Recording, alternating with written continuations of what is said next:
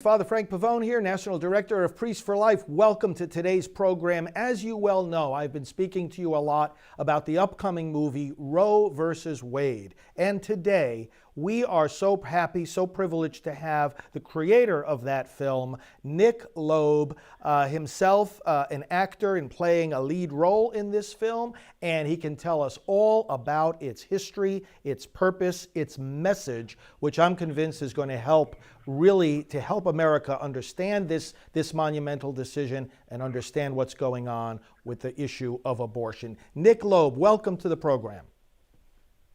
Thank you so much, Father Frank, for having me. I really appreciate your time today. Well, I appreciate all that you've done for this movie. I mean, you and I met some time ago, and I appreciate your involving me and also some other members of our team here at Priests for Life in the long and sometimes difficult process of getting something like this off the ground. Tell us, for starters, what inspired you to do this project?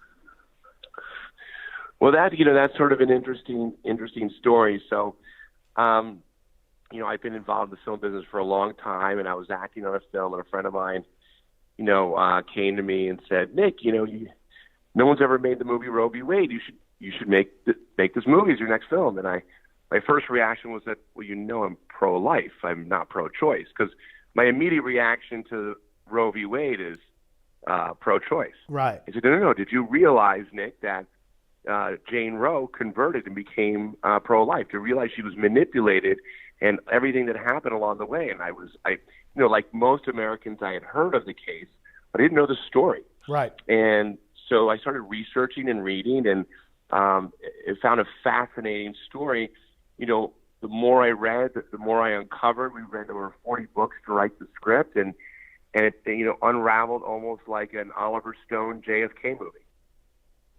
There was so much manipulation going on, so much lying, so much behind-the-scenes political pressure, and is that one of the key things that you wanted to bring out in this movie?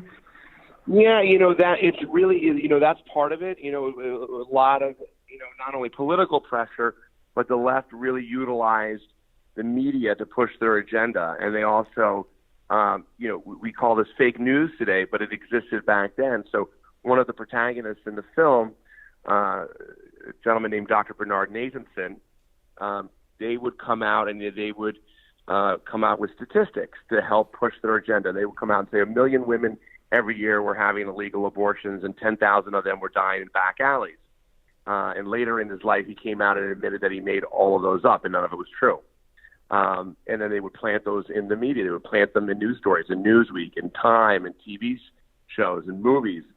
They would, pay producers in Hollywood to run episodes with abortion as a theme in their TV shows. I mean, one TV show talked about how abortion was as simple as going to the dentist, and to promote this and change minds of Americans. Nick, as you and I spoke when we were together, I had many moments with Bernard Nathanson, and I'll never forget it. Every time I think about what you just said, I'll never forget the day that he was with me and a small group of others, and was talking about these statistics that he fed to the media, and he said, I can see it like it was yesterday, "Where did we get these statistics?" he said, and he put his hands up in the air, he looked up into the sky, and he said, "I don't know. We made them up out of thin air." So, I mean, what's so important here, I think that one of the powerful aspects of this project is that, as you say, people know, they've at least heard, it resonates when they hear the phrase Roe v. Wade. And yet they don't know the story, they don't know all the fascinating dynamics behind it. And that's one of the reasons why I'm so excited about this movie, that it is really going to build on that initial awareness people have. And I think it's going to leave people with their jaws dropped about what really went on behind the scenes. Yeah, and I think, more interesting, everybody thinks it's about a woman who wanted to change the laws, and it really wasn't. It was about a group of people that ran NARAL and Planned Parenthood that were scouring the country for a girl they could use and manipulate to bring through the courts to change the laws. It really wasn't based on what she wanted.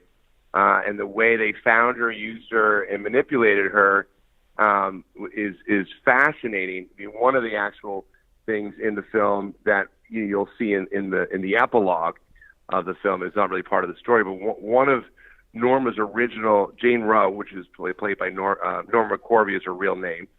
Her original lawyer was an adoption attorney in Texas named Henry McCluskey. And Henry is sort of the one who brought her to the forefront of Planned Parenthood and found her the lawyers and worked with Planned Parenthood to get her there. And he was sort of the only one not really involved in those groups that knew that everybody was lied to, that she was lied to and manipulated. But interestingly enough, 6 months after Roe, he was assassinated. Yes. And I don't know if you know who prosecuted his assassin, but it was Henry Wade. It was Wade, right. Yeah. So these are some really interesting conspiratorial facts that are all involved in sort of hiding the truth behind all of this. You know, as you mentioned, Norma, of course, as you know, she and I were friends, and I brought her into the Catholic Church in 1998. I want to say something at this point that I'm sure not every interviewer with you has been able to say, but I know, with as sure as I'm sitting here, exactly what Norma would have thought and felt about your efforts here to make this film. And she would say a profound thank you, because the passion of her life from the time that she came out of the abortion industry altogether and was baptized and became pro-life was that the true story be told. She knew how manipulated she was. She was burdened by the damage that Roe v. Wade did. And although this film, and I think it's important for people to understand, is not a focus on Norma and her story, which is a story in itself, nevertheless, this is exactly what she wanted, that this story be told and that people would know what really went on in this decision. Let's talk about, yes. Yeah, no, I was just saying, it's interesting that you're actually the first interviewer to come out and say that Norma is really not involved in this story. And that's really an important part, because so many people think she is. She was actually used, manipulated, thrown aside, and you never see her again. So right. You hit the nail on the head. Was never involved in Roe v. Wade. She was signed up. You never see her again because they had her. They didn't need her. And she didn't even find out about the decision until she read about it in the papers. That's right. Well, she would always tell me, Father Frank, those pro-abortion people, they didn't like me, she said. They just tolerated me. And there was one funny incident, you may well know this, where there was some kind of a hearing in the, I think it was in the Senate. And she was sitting there with all these, powerhouse pro-abortion leaders, these other women sitting there. And, the hearing began, and they each had to introduce themselves. And when it came to Norma to introduce herself, she said, well, I'm Norma McCorvey, the Jane Roe of Roe v. Wade, and these other ladies sitting with me here, they're not, but they wish they were. And she was like that. She said, I'm going to throw it right back at them. They don't really like me, and I don't like them either, But let's get to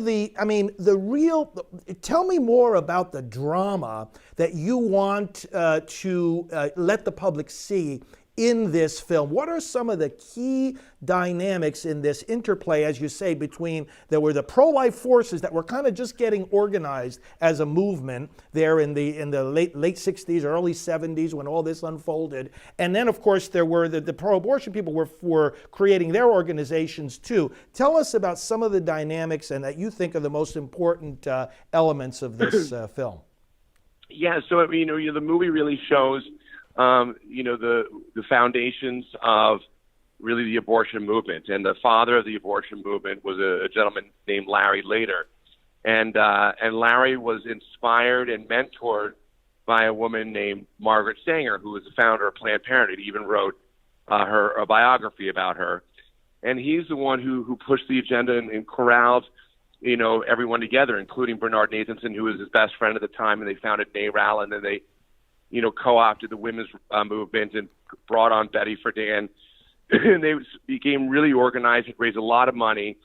And the pro-lifers were really behind the eight ball the entire time for multiple reasons. I think, one, they never really thought that this could ever happen. Like, Henry Wade thought, how could anyone make a law to allow a woman to kill their own baby?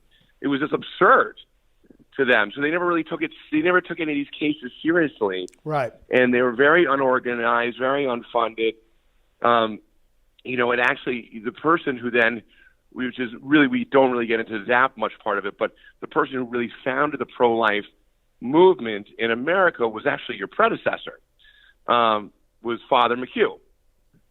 And so, he's the one who really, pushed the pro-life. He created the National Right to Life. He put in a friend of his in charge, a guy named Juan Ryan, who was really sort of a placeholder until really, in my opinion, the second president of National Right to Life, which is really the biggest activist, the initial activist of the movement, which is a woman named Dr. Mildred Jefferson, who was the first African-American woman to graduate Harvard Medical School. She really sort of pioneered, really at that point, in sort of at the end of, towards the middle of the case in the 70s, 71, 72, to fight this movement. And she was really a leader. And we show her, in the movie, trying to fight these forces. And everybody sort of had their own opinion of how to tackle the pro-choice side and how to win. And interestingly enough, Mildred's goal, although she was a Baptist and believed very much in God, she believed if we were going to beat the pro-choicers, we had to make it about science. And she believed life began at conception, take God out of the argument, and beat them at their own game, which is interesting today because science is actually on our side. And now the left doesn't want to hear about science. So, it's kind of come full circle. It's come full circle, and this is more a valuable message than ever before. As as you well know, Bernard Nathanson, as he went deeper into the science, as he used more frequently the ultrasound technology, as he saw the development right before his eyes of fetal surgery and so forth, it was like, okay, there's a conflict here in my mind on the scientific level. And of course, Mildred Jefferson being an MD herself, it was like, okay, this is a battle between science and politics, science and ideology. So I think it's very, and I think you have a good balance here in terms of, representing what happened, because obviously, as you said, Father James McHugh, who later became Bishop McHugh, had a key role. The Catholics had a key role in this. Religious believers had a key role. And I want to talk in a minute about the so-called Catholic strategy that the other side used. But at the same time, this is a dynamic that unfolded in the courtroom and in the arena of science. And as time has gone on, all the arguments that the pro-abortion people have tried to put forth over the years have been decimated primarily by science. And so this is more important to realize than ever before. And I always point out that people of faith, if you look at abortion from a Catholic vantage point, the starting point is not the Bible and it's not dogma. The starting point in the Catholic mindset actually is science and human reason. That's where it begins. Now, Dr. Nathanson, as you know, and as you have pointed out here, is he and his friends, Larry Lader and Betty Friedan and some of these others, they came up with a strategy of how to make this all work, how to launch the abortion industry. And part of that strategy, I know it'll be of particular interest to our listeners, was the so-called Catholic strategy. Tell us about that. Well, it's really interesting. You must have read our script very, very well because, literally Bernard writes about it in his book, and really Larry came up with a three-pronged strategy. One was to convince the public that life did not begin at conception, and the other was the Catholic strategy. And everyone was like, well, what's the Catholic strategy? Well, they needed to come up with a villain, somebody to vilify. They needed to do that to set the minds in the people of Americans who was the bad guy. And so they decided to make it a group. instead of an individual person, and that group was the Catholics. And the way they went about it was they would essentially utilize the media to vilify Catholics. So, for example, if the New York Times wrote a story about you, Father Frank, they would say Frank Pavone, a Catholic, did X, Y, and Z. Right. But they would never say Betty Friedan, a Jew, right, did X, Y, and Z. They would only identify Catholics in the press, and it was really to set it in the minds of Americans that anything bad that would be done in any arena would be done by Catholics, and that was a big part of their Catholic strategy. You know, I'll never forget, one of the first times I met Dr. Nathanson was at a clergy conference that was pulled together by Cardinal John O'Connor of New York. And I'll never forget what he said that time, that he repeated so many times after that. He looked at the clergy and he said, "We would have never gotten away with what we did if you had been united, purposeful, and strong." He wrote and he said, "We stole the issue from the church. We stole it. The church was asleep." And it is such a lesson for us, and it's one of the reasons that he ended up being such a strong supporter of our work at Priests for Life. He says we've got to get the clergy ahead of the curve here in pointing out to people the truth of what's going on. And no one has it. You don't see a Hollywood movie where you show how the Catholics are vilified. Most Hollywood movies actually vilify the Catholics. Yeah. And so our film actually outlines, they sit there and they discuss their strategy, and then they go and implement it, and you see it exactly how they do it throughout our film. So I think this is a real eye-opener for the public. And the amazing thing about also Bernard was, probably a lot of people also don't know, at the end of his life, Cardinal O'Connor baptized him, and he converted to Catholicism. Yes. Baptized in St. Patrick's Cathedral.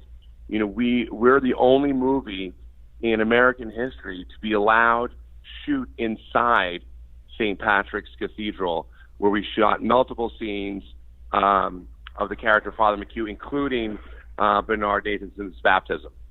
And I know Cardinal O'Connor would be very, very pleased about all of that.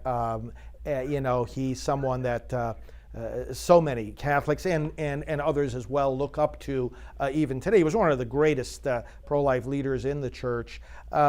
Nick, how did this whole process impact you? As you mentioned, you have already been pro-life, of course. In fact, I really want to thank you here for your pro-life witness in many ways, personally, professionally. I mean, you have stood up for the cause. You've stood up for these vulnerable children. But tell us about the impact that the making of this movie has had on you and on the others that have worked with you on it. But you know, it's very interesting. You know, for myself, I wasn't always pro-life, and I went through a very similar journey that Bernard did, although not a doctor. I was involved in abortions myself and had my own conversion. And the impact really, you know, of doing this movie, it really you know, verified all my beliefs and made them stronger. And then it sort of also, you know, armed me with the facts and the ability to really be, you know, a spokesperson on this and understand not only the science but also the law behind all of this. But more importantly, you know, than myself are the people that I've seen be impacted. So I have 3 friends of mine who are pro-choice, who've read the script, who are now pro-life. There's an actor in the movie who started off acting in the movie pro-choice. He is now pro-life. One of our editors started editing the movie who was pro-choice, who is now pro-life. So I have 5 conversions under my belt, and the movie still hasn't been seen yet. That is awesome. So for me, that is, you know, I always said, if I can just save one life by making this movie, it would have been well worth it. Absolutely. So true. Nick, what do you think? What are you looking at now as the time frame? I know that the movie was shown, I guess, for the first time in a public platform there at the National Religious Broadcasters. What do you see as the approximate time frame for this coming out? I know there's still work to be done. And how can people track the progress of it? Yeah, we had a great showing of the National Religious Broadcasters Convention. We actually just sort of strung some, you know, all our clips together, which means we're still in the editing process, putting together a rough cut of the film. We should be able to release the film. We're looking towards the fall a late September, early October. Probably have a better idea in May, the exact date of when that would be. And if people want to get involved, they want to track, they want to host screenings, they can go to RoeVWade.com. Very simple, just like the name of the case, RoeVWade.com. They can sign up to go to screenings. They can send us their email. We can keep them updated on the progress. They can donate to our film to help with marketing efforts. Any involvement that people are willing to be, we're welcome with open arms. That is great. Well, we'll continue to work side by side with you and get the word out about this. And we're so happy that you responded to the opportunity, really, to do this. It's going to be a great blessing to our movement and to our country.